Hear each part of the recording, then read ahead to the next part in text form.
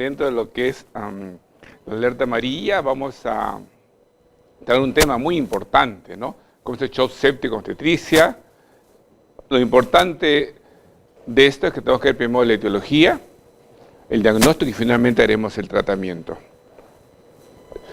Cuando nosotros hablamos de una infección, en términos generales, nos referimos a la infección como una respuesta inflamatoria a la presencia de gérmenes por invasión de estos a tejidos del huésped normalmente estériles, ¿ok? Entonces, cuando el cuerpo, alguna parte del cuerpo es invadido por un germen, por un microbio, un microorganismo, hay una respuesta que se llama infección localizada. Cuando estos gérmenes ingresan a la sangre, hablamos de una bacteremia. Las infecciones son localizadas, la bacteremia es cuando el germen patógeno ingresó al torrente sanguíneo. Miren ustedes este dato tan importante. De todas nuestras gestantes, de todas nuestras embarazadas, ok, un 5 a 10% de las gestantes que pueden tener una pielonefritis, un RPM prolongado, un aborto incompleto, una corioamnionitis, una tromboflebitis, una endometritis posparto, pueden desarrollar bacteremia. Ojo, cuando estamos frente a estos pacientes, sabemos que el 5 a 10% se nos van a complicar seriamente y hacer una bacteremia. Hay un síndrome, el SIRS, que es el síndrome de respuesta inflamatoria sistémica. Es la respuesta inflamatoria del organismo a una variedad de injurias clínicas severas. ¿Cómo se defiende el cuerpo? Entonces, ¿cómo el cuerpo frente a una infección, cómo el cuerpo desarrolla todos sus mecanismos de defensas? Esto se denomina síndrome de respuesta inflamatoria SIRS. Entonces, el SIRS es una respuesta sistémica a la infección manifestada por dos o más de las siguientes condiciones como consecuencia de la infección. Lo primero, la temperatura. Tiene que haber la temperatura mayor de 38 grados o menor de 36. Que parezca contradictorio, es más peligrosa que baje que suba. ¿Ok? La frecuencia cardíaca definitivamente va a aumentar. Siempre recordar que al aumentar la temperatura, la frecuencia cardíaca va a aumentar, mayor de 90 por minuto. La frecuencia respiratoria, por el mismo motivo de que la oxigenación de la sangre comienza en la paciente a tener taquimia, aumenta la frecuencia respiratoria, mayor de 20, y los leucocitos en el hemograma se ven definitivamente aumentados. Hay una leucocitosis de 12.000, ¿ok? Y la forma sinudora como los bastones, o sea, los callados, los bastonados, aumentan en el 10%, ¿no? La sepsis, ya no hablamos solamente de una infección, estamos hablando de la sepsis, nos referimos, ¿no? Cuando está una infección ya ampliada, diseminada, ¿no? El diagnóstico requiere dos o más criterios de síndrome de respuesta inflamatoria sistémica más un proceso infeccioso evidente. Ya entonces, la simple infección ya se comenzó a propagar, ya está haciendo una sepsis. Y el shock séptico ya es la misma sepsis, pero que se acompaña de hipotensión arterial. Es un compromiso más severo. Tenemos una infección, ¿no? Un síndrome, un SIRS, y tenemos acá un shock séptico. Sepsis y shock séptico. Entonces, esta es la sepsis con hipotensión. Hacemos todo el tratamiento, le ponemos los líquidos, lo controlamos la acidosis. Entonces, pero es una alteración aguda que ya viene ya con el compromiso mental de la paciente. ¿Ok? Ya viene con otro compromiso. Entonces, el shock ya es una falla, el shock séptico ya es una falla sistémica. ¿Ok? El sistema circulatorio no puede manejar la perfusión sanguínea, o sea, no puede manejar la irrigación de la sangre por el resto del cuerpo, ya no lo puede manejar. ¿Ok? La respiración interna, o sea, la oxigenación de la célula ya no se está llevando adecuadamente, y el aporte de oxígeno es insuficiente a nivel general. Y estamos hablando de un shock séptico. Ahora, este shock séptico, en obstetricia sobre todo, lo vemos, número uno, aborto infectado. Aborto infectado, maniobras abortivas, abortos clandestinos, por lo general abortos no hospitalarios, instrumental adecuado, gente que no está preparada para este tipo de intervenciones. Lo mismo que, miren ustedes, las pielonefritis agudas, ustedes saben que el 60-70% de las damas hacen una infección urinaria en algún momento del embarazo, y estas infecciones urinarias pueden ascender y afectar los riñones. Porque cuando hablamos de vejiga, hablamos de una cistitis, Pero cuando la infección sube, abarca los riñones, hablamos de una pielonefritis aguda. Luego, después del parto o después de un legrado, una endometritis puerperal y la pérdida de líquido amniótico prematuramente, un RPM hace una corioamniotitis. Esta corioamniotitis, con el aborto, con la nefritis y con la endometritis, son la causa de shock séptico en obstetricia. ¿Cuáles son los factores de riesgo? Bueno, gestante con enfermedades crónicas. O sea, una gestante que paralelamente es diabética, que está recibiendo por algún motivo corticoterapia, que es tuberculosa, desnutrida crónica, portadora de una neoplasia, que tiene SIDA, ¿no? U otra enfermedad general, ya está con un factor de riesgo, porque esa paciente, con alguno de los causas patológicas que hemos dicho, va a ser sin duda un shock séptico, porque ya viene con un factor de riesgo, ¿no? Y lo que hablamos ahora, el uso instrumental, manipulación de la vía genitourinaria, ¿no? Material no contaminado, material no estéril, inadecuado. Ahora, ¿cuáles son factores predisponentes? Cualquier tipo de cirugía pélvica, de por sí, y más un agravado por los factores que hemos mencionado de falta de esterilización o material no adecuado.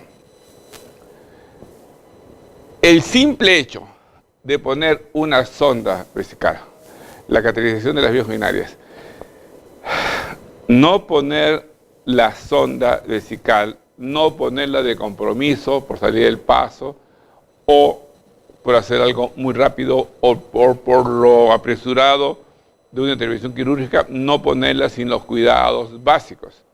Ustedes ya han estudiado, ustedes ya conocen, han practicado una adecuada higiene de la zona genital, una adecuada higiene de la zona vesical, cambio de guantes y sonda estéril. Estamos introduciendo a la vejiga una sonda que ya está ingresando a nuestro organismo. Cualquier germen que ingrese con la sonda, ya sea por una infección de las partes externas, por una falta de adecuada higiene o limpieza, o por una sonda contaminada, o el empleo de un guante que ya está contaminado, el germen va a ir directamente a la vejiga. Va a ser una cistitis, va a ser una pielonefritis. Entonces es un factor predisponente la cateterización de las vías urinarias. Cada sonda que pongan ustedes siempre piensen que están haciendo esto, que pueden estar introduciendo un material estéril o pueden estar introduciendo un material contaminado si no guardan los debidos cuidados de la asepsia. Ahora, lo que conversábamos, los factores predisponentes, ¿no? Los inmunosupresivos, cualquier entidad inmunosupresiva, diabetes, hepatopatías, son factores predisponentes, ¿no? Y luego, nosotros ya sabemos que los tractos vaginales deben ser restringidos al trabajo de parto cuando sea necesario. Pero no hay que estar haciendo repetidamente, porque de todas maneras es un factor externo que estamos ingresando y puede haber una contaminación en ese sentido. Ahora, ¿cuál es la causa? O sea, ¿qué es lo que está pasando, no? Lo que pasa es que estos gérmenes, y que ingresan por la vía genital, estos gérmenes, miren ustedes, van a colonizar la porción inferior del aparato genital femenino. ¿Son bacterias aerobias o pueden ser bacterias anaerobias? Y ascienden a la porción superior del aparato genital del útero del trabajo de parto o después del parto. Hacen la vía ascendente. Entonces la contaminación y posterior infección viene en vía ascendente de abajo hacia arriba. Siempre la presencia entonces de las bacterias anaerobias o aerobias. En el caso de las mujeres gestantes, se le atribuye fuertemente a los gérmenes gram negativos como principales agentes etiológicos, ¿ok? Últimamente se ha visto que también los gram positivos están apareciendo. Entonces, nuestro espectro es mayor y la lucha de antibióticos va a ser mayor. Antes nos incluíamos en los negativos, ahora también los positivos están afectando. ¿De acuerdo? Ok. De esto, un 20% de pacientes obstétricas tienen bacteremia por infecciones polimicrobianas. Sí. Tiene que decir que ya las infecciones son múltiples. Ya no solamente es un solo germen, sino que pueden coexistir en la misma patología varios gérmenes. Miren, difícil diagnóstico, o en todo caso difícil tratamiento, porque tenemos que utilizar otra gama de antibióticos, o tenemos que utilizar antibióticos más potentes que curan todo el espectro bacteriano. Entonces, ¿cuáles son estos famosos gérmenes, microorganismos o bacterias que afectan? Como decíamos, clásicamente los gram negativos eran los más perjudiciales. Altamente conocida Escherichia coli infeccionarias, Bacteroides fragilis, Aerobacter aerógenes, Proteus mirabilis, Pseudomonas aeruginosa, que hay que temblar, Pseudomonas aeruginosa. Y las bacterias gram positivas, el Clostridium perfringens y el Staphylococcus aureus. En esta gama que vemos acá, en estos que hemos mencionado, están los que con mayor frecuencia encontramos en los estudios, sobre todo cuando hacemos exámenes hematológicos, cuando hacemos el hemocultivo o biopsia, nosotros encontramos estos gérmenes, que son los responsables de primero de la infección, luego de la sepsis y luego shock séptico y a veces con consecuencias un poquito fatales. Entonces, ¿cómo diagnosticamos nosotros? Clínicamente, paciente, gestante, puérpera, que presenta fiebre, escalofríos, taquicardia materna, hipotermia en algunos casos, que está hiperventilando o que está con el sensorio alterado. Y también se nos está complicando, ¿no es cierto? Y nosotros tenemos que ver qué ha pasado, porque este enfermo puede ser por una cirugía, puede ser una cateterización. Esta cateterización nos referimos también, que aparte de la sonda vesical, podría estar también un cateterismo endovenoso.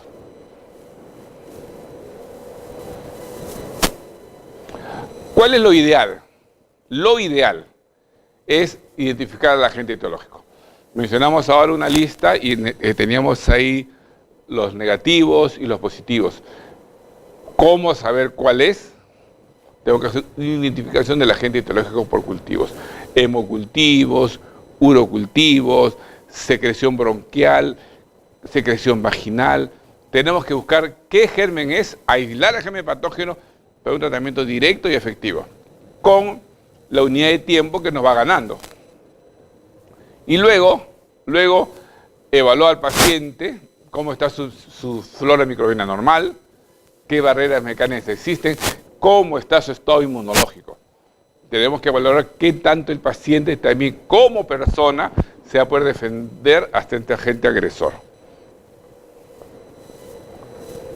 Ok.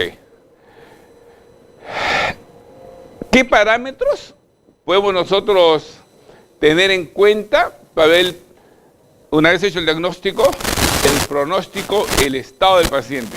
¿Qué es lo que nosotros podríamos ver? Por ejemplo, que comience a bajarle la presión,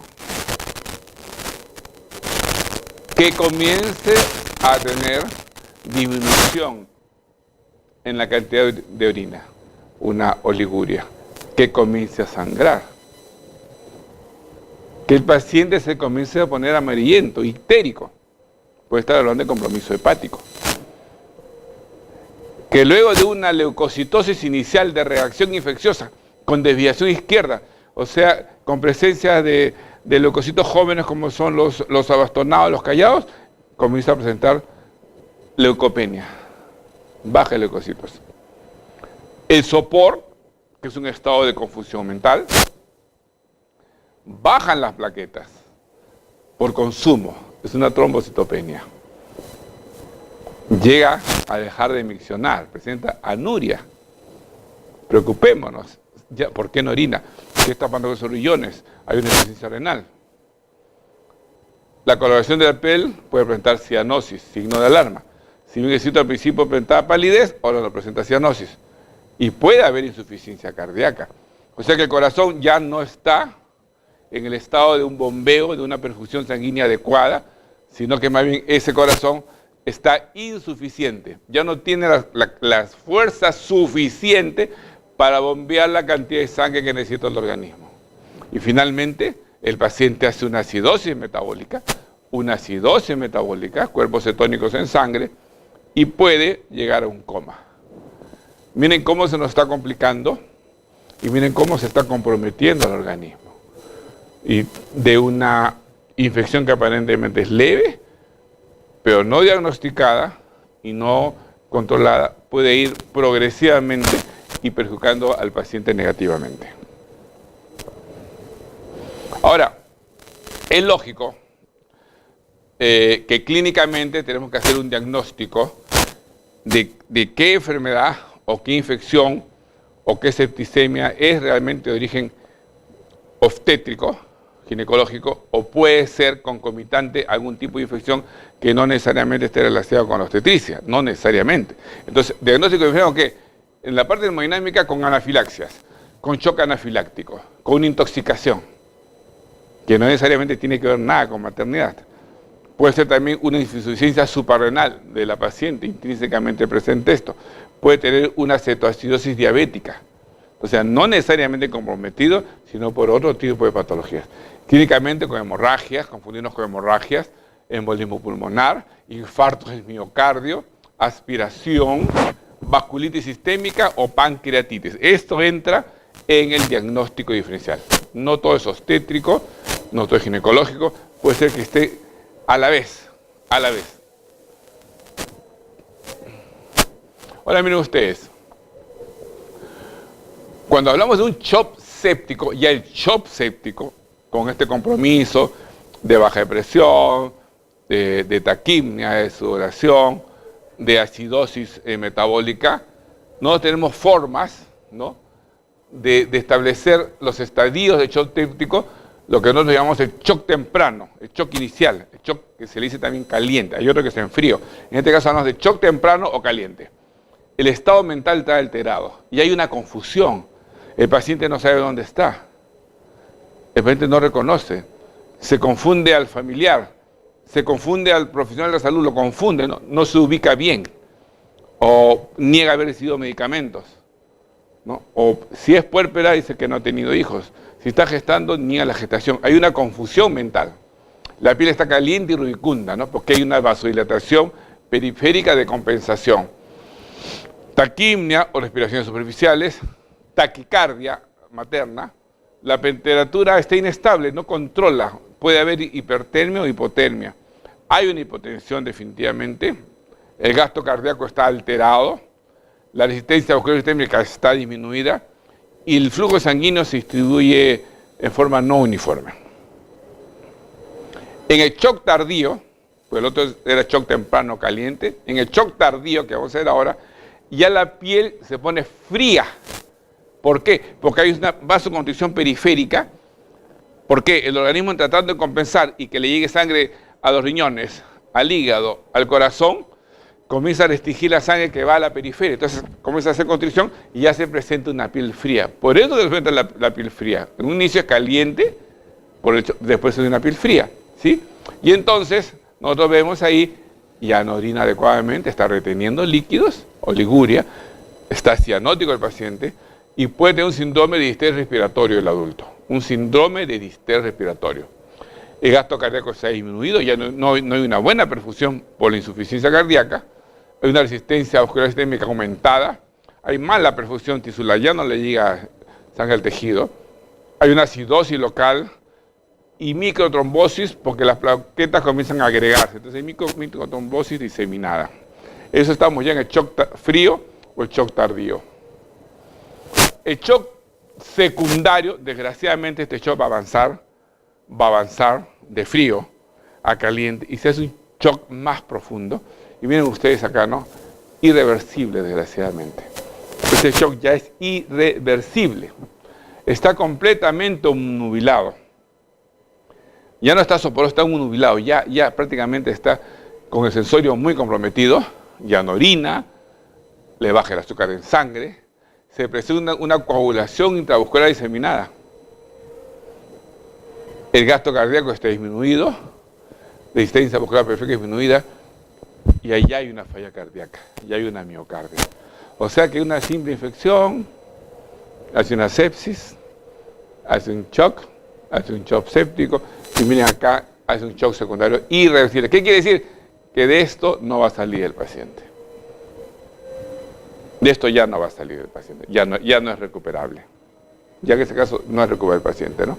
Ahora, en líneas generales, pero así en líneas generales, ¿qué es lo que nosotros tenemos que tener presente para un buen diagnóstico, ¿no? Nuestros exámenes auxiliares. Un buen laboratorio, un hemograma con recuento de leucocitos, que no diga cuánto está normal. Si normal es 6 a 8, yo encuentro 12 o 15 y 6, hay una leucocitosis. Si los bastones están en 0 y yo encuentro 7 bastones, 10 bastones, hay una desviación izquierda que es evidente. Me están indicando que hay una infección y hay una desviación izquierda que me marca que la infección está en ascenso. Por eso que nosotros los hemogramas los repetimos, para ver cómo está ascendiendo y cómo se está complicando. La función renal tiene pruebas específicas. Obviamente que a nuestro paciente le hacemos un examen completo de orina para ver si el foco es urinario, si es una pielonefritis o no, pero hay que ver cómo están funcionando los riñones. Entonces, las pruebas de funcionamiento, el perfil renal incluye la urea, si se está excretando normalmente, el valor de la creatinina y el ácido úrico. Eso a nosotros nos va a dar una pauta cómo está el riñón. Los riñones son los órganos que se complican en el shock séptico, se complican. El riñón se puede hasta taponar el riñón. Entonces, de una orina normal, bajo una oliguria, o puede entrar también en anuria. Por eso es importantísimo, lo vamos a ver ahora en el kit y en el manejo, en la sonda Foley permanente, para ir midiendo, ¿ok?, la diuresis. El hígado, que es el órgano más noble del organismo, ¿ok?, ¿puede ser afectado por un séptico? Sí, puede ser afectado. ¿Cómo sabemos que el hígado no funciona bien? Las transaminasas, la fosfatasa alcalina y las bilirrubinas. Esas deben ser evaluadas convenientemente. ¿Ok? Repito, transaminasas, la fosfatasa alcalina y las bilirrubinas. Seriadas, esos son lo que se llama las pruebas de función hepática o el perfil hepático. ¿Ok? Las pruebas de coagulación sanguínea, por supuesto. El tiempo de coagulación, el tiempo de protrombina, el tiempo de tromboplastina, ¿ok?, el fibrinógeno y las plaquetas. Eso nos van a ver cómo hay consumo o no hay consumo en la sangre. Entonces, las pruebas de coagulación. Y el examen simple de orina que les decía a ustedes nos va a decir si el germen sigue ahí o no sigue ahí. Sigue ahí, si no sigue ahí. Necesitamos cultivos reiterados, ¿no? A pesar que ya debe estar con antibióticos, pero no tenemos que manejarlo así. El sample, ¿ok? Entonces, disculpa. Ahí estamos. Ahora sí. Ahora, ¿qué otros exámenes tenemos con nosotros? Los electrolitos. ¿Cómo está el sodio? ¿Cómo está el potasio? La milasa pancreática. Hay que hacer gases en sangre. ¿Ok? El electrocardiograma, los rayos X pulmonares, los cultivos en sangre, en orina, en loquios, todo lo que nosotros nos pueda llevar a encontrar el germen causal. Tenemos una gran gama de medicamentos, tenemos una gran gama de antibióticos de primera, de segunda y tercera generación. Muchas veces, como vamos a ver ahora, podemos comenzar empíricamente, tanteando. Pero qué bien que nosotros podamos tener un cultivo que nos diga, este es el germen responsable de la infección. A ese lo tocamos, a ese vamos. ¿Y de dónde vino? ¿Por qué vino? ¿Ha sido por cirugía? ¿Ha sido por sonda? Y todo eso. Entonces nosotros tenemos bien importantes esos cultivos. Acuérdense ustedes que cultivo de orina no hay problema. Cultivo de loquios tampoco no hay problema. De secreciones en general no hay problemas. El de sangre tiene que ser con hipertermia. El hemocultivo, para que realmente sea efectivo, tiene que hacer la muestra tomada cuando el paciente tiene fiebre. ¿Por qué? Porque cuando el paciente tiene fiebre quiere decir que ha habido bacteremia, o sea, quiere decir que el microorganismo ha ingresado a la sangre. Entonces, en ese momento le hago el cultivo. Si le hago el hemocultivo, en un momento en que el paciente no está con fiebre, no es el negativo, obvio, no está el germen. Entonces, es muy importante ese dato, ¿correcto? En lo que es el manejo, en lo que es el tratamiento, no tenemos que darnos, unas pautas O sea, nosotros con el tratamiento de la sepsis de origen obstétrico, tenemos que proponernos algo. ¿Para qué le damos tratamiento? No digamos, sí, para que se cure, está bien. Pero ¿cómo nosotros vamos a guiarnos de que realmente nuestro tratamiento es adecuado y vamos por buen camino? ¿Qué tenemos que conseguir? Tenemos que conseguir, sabemos que en el shock hay una hipotensión. ¿Qué es lo primero que vamos a nosotros? Mire, obtener una presión sistólica de 90 mínimo y de 60 mínimo. Obtener, entonces con nuestro fluido, hacer que vuelva ese shock, salga de shock y la presión suba a valores que son más manejables. Por ejemplo, acá el 90 sobre 60. ¿Estamos? Ok. El gasto urinario, ese paciente lo tenemos en anuria, ya no orina. Nuestro tratamiento está en hacer orinar al paciente. ¿Por qué? Porque no va a estar eliminando pues, el amoníaco, no elimina la urea, no elimina la creatinina, eso está acumulando en sangre, nos está intoxicando, nos está envenenando al paciente. Por lo tanto, tenemos que nosotros también, como un objetivo, obtener un gasto urinario mayor a 0.5 mililitros por kilogramo de peso por hora. Y ahí vamos viendo nosotros. O si no, por hora 30 mililitros. Por eso es la función importantísima, sobre todo en estos pacientes con septicemia, sobre todo en estos pacientes con shock o con shock séptico, es valorar cuánto está orinando. Y miren ustedes acá, por lo menos 50 en una hora. Por eso nuestro personal asistencial de apoyo, las enfermeras técnicas, tienen que darnos una buena medida. No se trata de cumplir, o que calculan, no, es importante para nosotros. Ahora, la presión de oxígeno también tiene que subir a mayor de 60. Y nosotros tenemos que ver cómo el estado mental se va recuperando. ¿Se acuerda que hablábamos de sopor, de obnubilación del paciente? Viendo el paciente estar, doctor, doctora, señorita, ¿por qué estoy en el hospital? ¿Qué me ha pasado? Estoy con tratamiento, ¿dónde están mis hijos? ¿Mi bebito cómo está? ¿No? ¿O cómo está mi embarazo? Entonces, cuando usted ve que ya comienza a ubicarse en el tiempo, el espacio de persona, entonces nosotros estamos viendo que está recuperando el estado mental. Entonces es un signo indirecto que el paciente se está recuperando. ¿Okay? Ahora, se va a normalizar la oxigenación y la perfusión tisular. Ahora, ¿qué hay que hacer? Hay que erradicar el foco infeccioso. De todas maneras, no hay forma. No hay forma. Tenemos que erradicar de una u otra forma. Si, por ejemplo, obviamente, ¿no? Hay una retención placentaria, si hay una retención placentaria o un aborto incompleto y el germen está ahí haciendo la infección, una metitis puerperal, un aborto séptico, no los tenemos. Erradicar el foco infeccioso. Si una paciente con RPM prolongado ya comienza a hacer fiebre, hay taquicardia fetal, hay taquicardia materna, y en el hemograma con una desviación izquierda, tenemos que extraer ese producto. Uno, para salvar a la criatura, y dos, para salvar a la madre. Y si es un aborto, es un RPM muy temprano, se tendrá que evacuar el contenido uterino para salvar a la madre. Pero tenemos que erradicar el foco infeccioso, de alguna forma. Y si fue renal, hay que curarla con todos los antibióticos que tenemos en la mano. Si tenemos el cultivo, es más fácil. Y si no tenemos cultivo, pero quisiera darle antibióticos en suplemente combinación que pueda cubrir todos los agentes patológicos. Pero bien que dice acá, erradicar el foco infeccioso. ¿Qué ganamos dando el mejor tratamiento si no erradicamos? Una retención placentaria y no hacemos la limpieza. Un aborto incompleto y no hacemos la limpieza. Un infección urinaria y no curamos la infección urinaria. ¿Qué ganamos? No ganamos nada. Esta de acá es la más importante de todos. Erradicar el foco infeccioso. ¿Qué quiere decir? Que tengo que hacer buen diagnóstico. O sea, de por qué está en infección, por qué está en sepsis, por qué yo soy séptico. Buscar y buscar y buscar. ¿Cuántas pacientes nos niegan?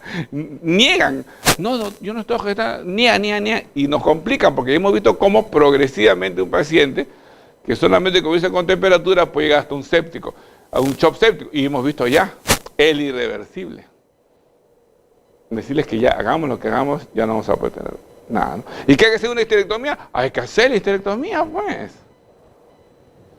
Siempre digo yo, es preferible que tenga una señora, así sea joven, viva sin útero que cadáver con su útero, ¿no es cierto? Entonces esa mirada tenemos que tomar nosotros. Ok, no, hay que saber el útero, hay que saber el útero. Pero no tiene hijos, que el útero.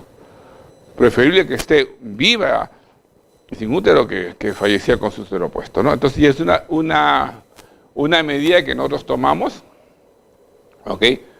Cuando ya no hay otra indicación. Ahora, en estos casos, como nosotros no estamos seguros cuál es el estado del paciente en ese momento, no podemos saber en ese momento que es tuberculoso, no podemos saber que es inmunodeprimido, no podemos saber que es diabético, no podemos saber que es desnutrido, no podemos saber en ese momento que es anémico.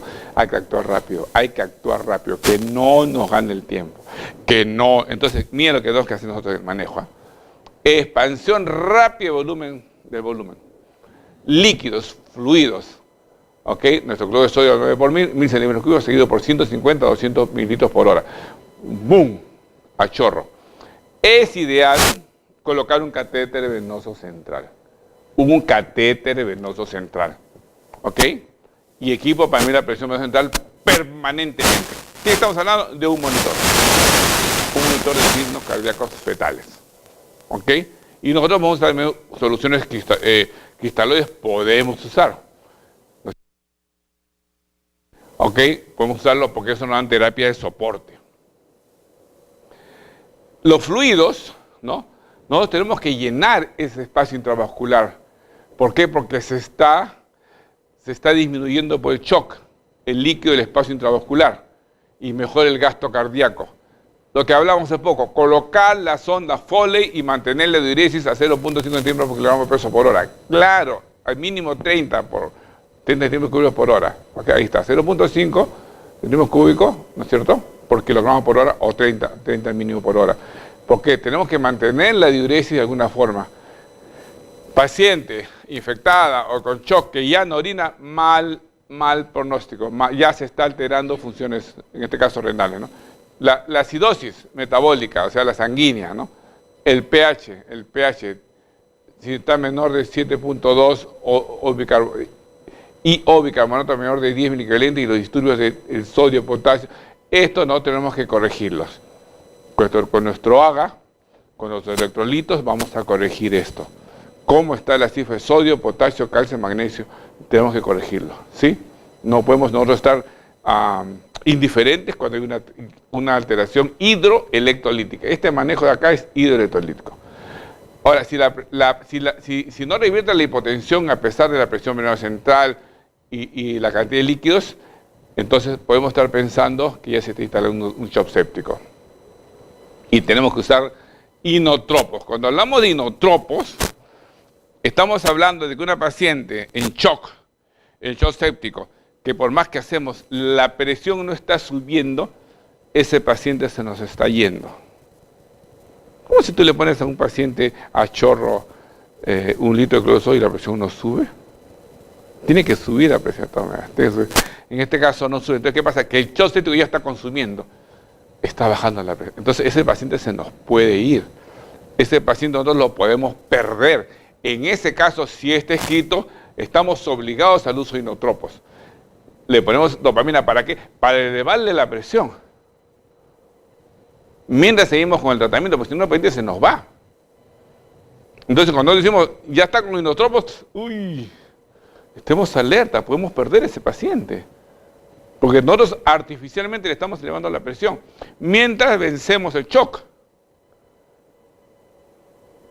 Y muchas veces retiramos los inotropos, se nos baja la presión. No, nuevamente le ponemos, estamos manteniendo artificialmente, esperando respuesta, que comience a orinar, que los leucocitos comiencen a normalizarse, que la dirección izquierda se vaya borrando, que el paciente se vaya recuperando en su estado general, pero esta es una de las medidas que tenemos nosotros, sobre todo en la unidad de cuidados intensivos. El uso de inotropos para mejorar la presión arterial, ¿correcto? El oxígeno, obviamente, necesitamos oxigenoterapia, necesitamos para administrar oxígeno y mantener el PO2 en 60 milímetros de mercurio, ¿ok? Y con una ventilación mecánica una medicación de apoyo al paciente. En los pacientes con shock no oxigenan bien. Si no le damos oxígeno de ventilación extracorpórea, si no le está llegando oxígeno, no va a ventilar bien y se nos va a comprometer seriamente. ¿Ok? Ahora, en lo que respecta a antibióticos, tenemos una gran gama de antibióticos, tenemos gran variedad de antibióticos, tenemos para los distintos gérmenes, los negativos, los positivos, tenemos una gran gama de antibióticos. Entonces, les mencioné hace poco, ¿no?, que se puede usar un antibiótico de terapia empírica. ¿Empírica en qué sentido? En que no tenemos el germen, no lo hemos identificado. Pero si el cultivo se demora 3 días, se nos muere el paciente. Hay que actuar. Por ejemplo, yo les mencioné, los gérmenes más comunes son los gram negativos. Pero actualmente están entrando también los positivos. Te digo, bueno, si los mayores son negativos, tienen que usar los aminoglucósidos, pues. ¿Estamos? Y después también, pero puede ser anaerobios, entonces esto es la clindamicina. Y también con la metronidazol. Y segundo eso, pues, sí, ya el paciente está chocado, puedo iniciar esperando los cultivos, y una vez que tengo el cultivo, ya puedo retirar antibióticos, ya puedo cambiar, puedo girar antibióticos. Pero como no tengo nada, disculpen la palabra, tengo que lanzarle un bombazo. ¿Por qué? Porque lo tengo que salvar. No podemos perder un paciente, no se nos puede ir un paciente. No se nos puede ir, por más complicación que tenga. Así sea como sea, así se originó por lo que sea, la causa que sea, y ya es nuestro paciente, y entonces asumimos nuestro rol. Entonces acá lo que nosotros llevamos, no nuestra bomba, que es empírica, porque con esto empezamos a barrer cualquier germen. Los gram negativos y los gram positivos que están llegando. Los aminoglucósidos, pues la amicacina. Actualmente estamos prefiriendo la amicacina a la gentamicina. El problema es que antes teníamos solamente gentamicina. Todo era gentamicina. Entonces hemos creado también resistencia a la gentamicina. Entonces es preferible comenzar con amicacina, que tiene menos resistencia, salvo que el cultivo nos diga que usemos gentamicina. Entonces, si hay para elegir, y ustedes tienen los dos, de aminoglucósidos, les aconsejo amicacina. Hay menos posibilidad de resistencia. Porque teniendo los dos, comenzar con gentamicina y después descubrir que es resistente, estamos perdiendo tiempo, ¿sí? Entonces, mejor, opinión personal, comiencen con amicacina. La amicacina es un gramo endovenoso cada 24 horas. La clindamicina muy bien con los anaerobios, un gramo endovenoso cada 8 horas, o metronidazol. Los más para anaerobios, muy bien. O metronidazol, uno u otro. Y si usamos cefalosporinas, ¿ok?, la ceftriaxona es un buen antibiótico. En este caso, la cefalosporina nos apoya mucho en lo que es urinario, nos apoya mucho en lo que es urinario.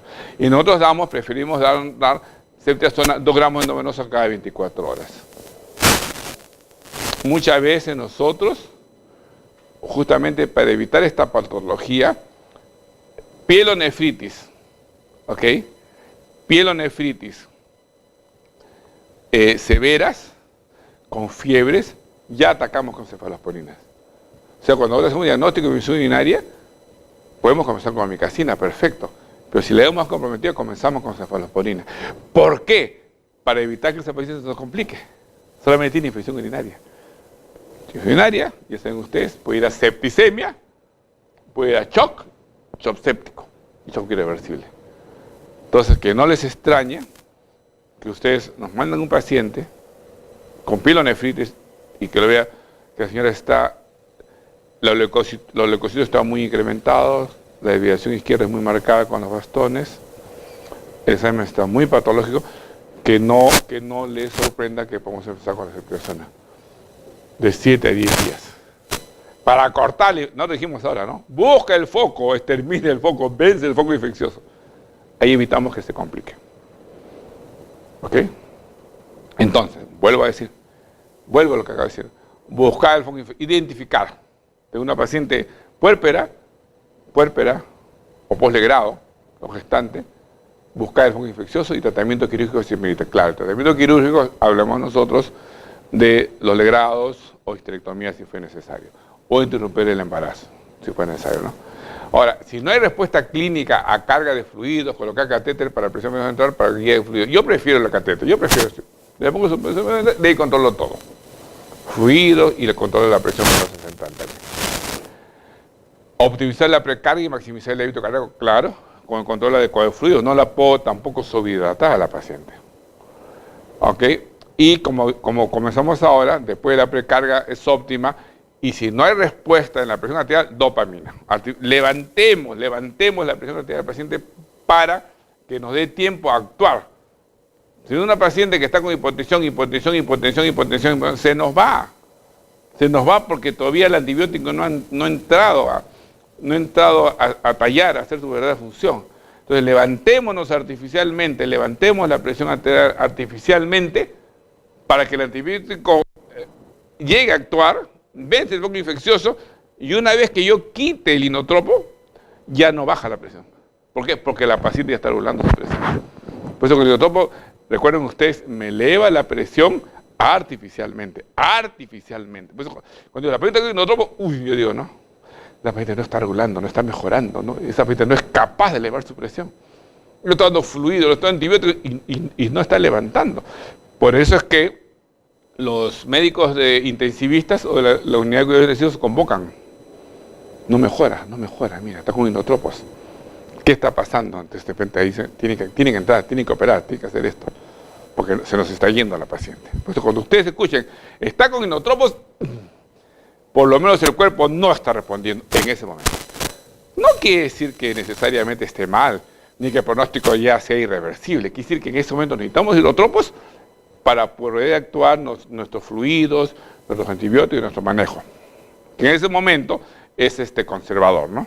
Ya el médico de la UCI nos dirá si tenemos que ir algo más fuerte con la paciente, ¿no? Uy, perdón. Ahora, disculpen, Estamos. Entonces, ¿cuál es el tratamiento específico que estamos hablando, no?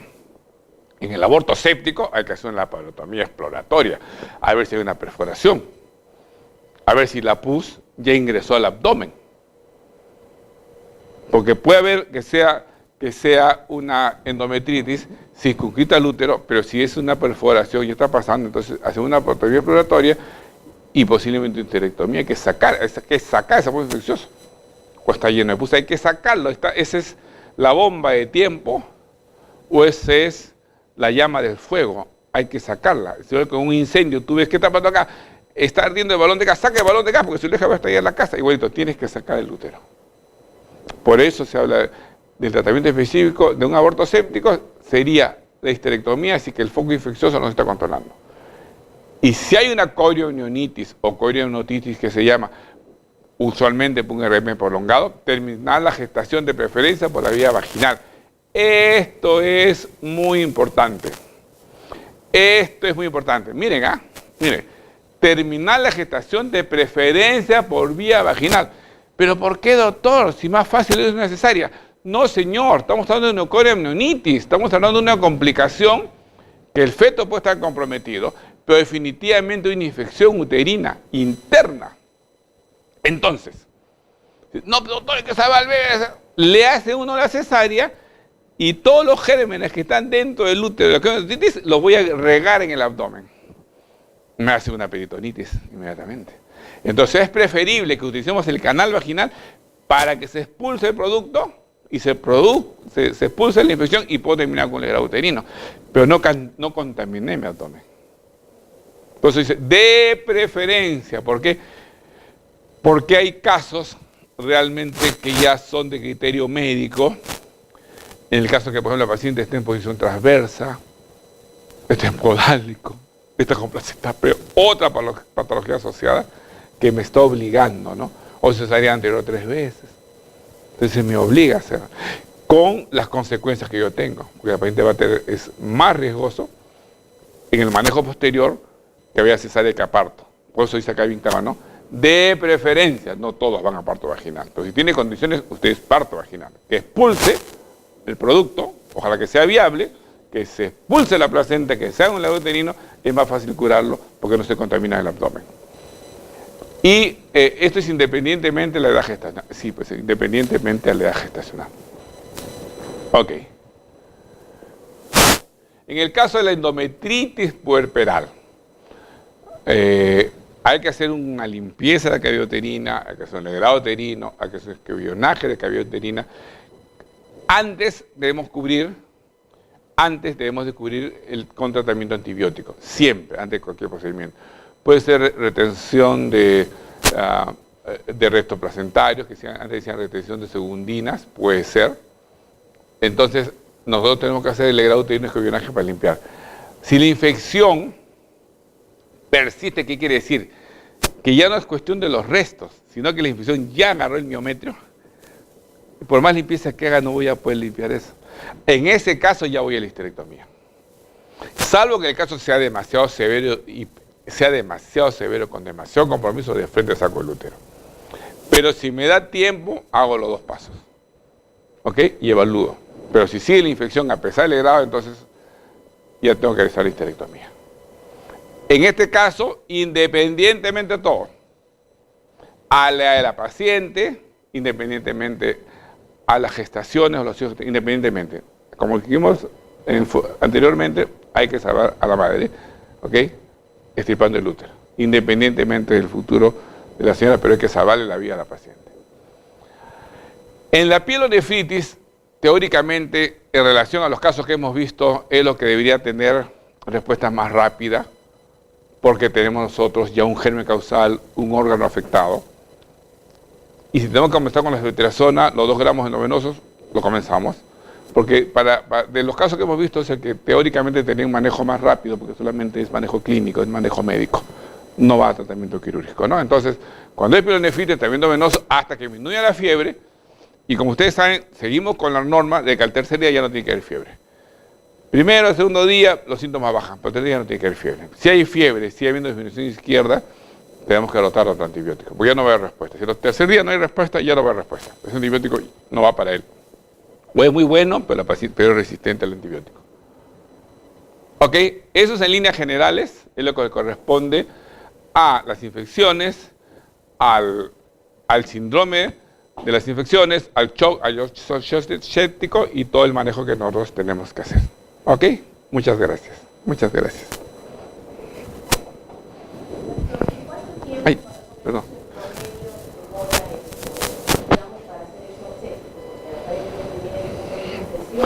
Ok.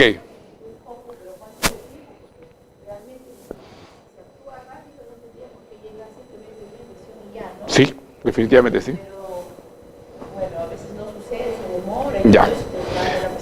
Como decían, ¿no? Hay un dicho, hace tiempo, hay un dicho que dice, ¿no? No hay enfermos. No hay enfermedades, pero no hay enfermos, lo que hay son enfermos. Tú no puedes, 2 pacientes con el mismo diagnóstico, predecir lo que va a pasar, porque tú no sabes en quién se ha producido la enfermedad. Entonces, no es lo mismo una pielonefritis o una endometritis puerperal, una paciente corpulenta, bien alimentada, con buena hemoglobina y con buena resistencia, con otra paciente venida menos, anémica, inmunosuprimida, tuberculosis. Son las 2 pacientes, tienen el mismo diagnóstico, tienen el mismo germen, le dan el mismo antibiótico, indudablemente que el primer caso va a responder mejor, porque el cuerpo va a responder mejor, el cuerpo va a ayudar al antibiótico a curar, la otra no va a ayudar. Entonces no se puede estandarizar en tiempo, pero definitivamente, lo dije hace poco, en 3 días tú tienes que tener una respuesta. Tienes que tener una respuesta de todas maneras en tercer día. Ya ves mejora de la presión arterial, o sea, los signos clínicos, la presión arterial, la taquicardia, la respiración, y los signos también hematológicos, que la desviación izquierda vaya bajando, que la leucocitosis vaya bajando. En 3 días tú tienes que haber solucionado. En 3 días tú tienes o rotar antibióticos o hacer las medidas que hemos visto, por ejemplo, las medidas quirúrgicas. En 3 días ya. Si el caso está muy avanzado, tú tienes que resolverlo al momento. Caso demasiado comprometido, que ya llega a tus manos en shock séptico, tienes que actuar en ese momento. Ya no le das plazo de nada. Y por lo general nosotros recurrimos a la cirugía de forma inmediata. Inmediata. Si por ejemplo ha una paciente que viene con un cuadro febril, con antecedentes de gestación, y que tiene a nuestro examen un útero, perdón, un abdomen con resistencia quirúrgica, duro. Al examen encuentro impalpable el útero o resistencia, puse en la cavidad vaginal. Esa paciente tiene el foco ahí, yo entro de frente y le hago la histerectomía. Entonces no se puede dar necesariamente el tiempo porque no podemos clasificar enfermedades sino pacientes. Cada caso distinto al otro caso. Ahora, definitivamente el diagnóstico es importante. Si es un paciente que hace la patología y va al médico, es más fácil que un paciente que ha estado en la casa 3 o 4 días. O sea, o ha sido manejada con, dale amoxicilina, ¿qué le va a pasar? Y se te va a comer. Entonces, no es lo mismo. Nosotros, ese adagio que dicen los franceses, ¿no? No hay enfermedades sino enfermos. Cada paciente es independientemente distinto a otro. Tiene la misma patología, pero yo no sé si el paciente es resistente a antibióticos o no es resistente a antibióticos. No sé si ha sido saludable o no sé si es inmunosuprimido. Este paciente es normal, este paciente es diabético. Este paciente no toma medicamentos, este paciente está en corticoides. Entonces, cada paciente es, ¿no? Pero el tiempo que te digo yo no debe pasar de 3 días. Dime.